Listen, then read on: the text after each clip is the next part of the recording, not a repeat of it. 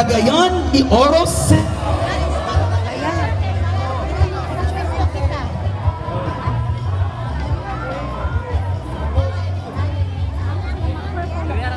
matag sayaw o lihok, among ipadayag ang kusog o kaisog sa mga Cagayanon nga nagpakita sa kalingon o pagka-resilient sa tanang hagit o kalistanan.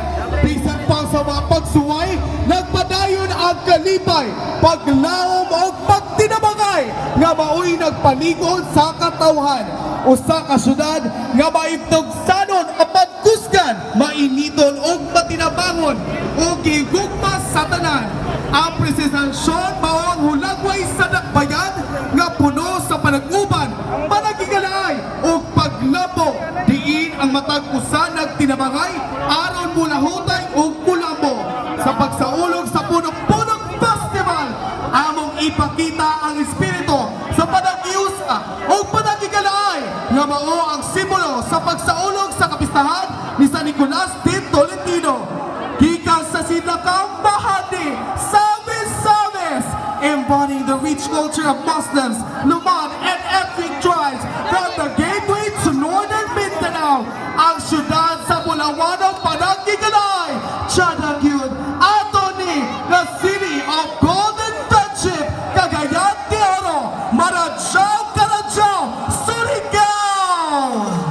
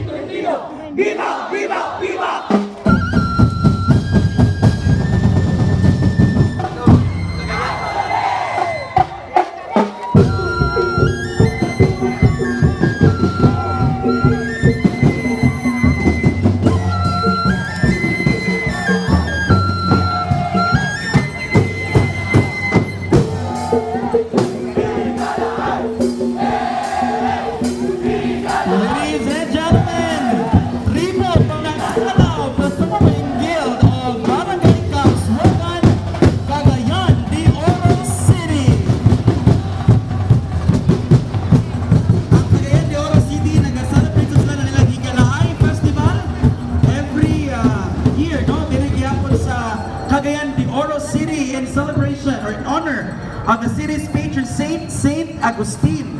Formerly known as Cagayan Festival, is a large-scale event featuring street dancing, parades, and friendly competitions showcasing the city's pride, culture, and resilient spirit.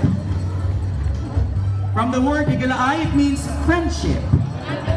Ladies and gentlemen, Tribo Panagsalaw Performing Guild of Barangay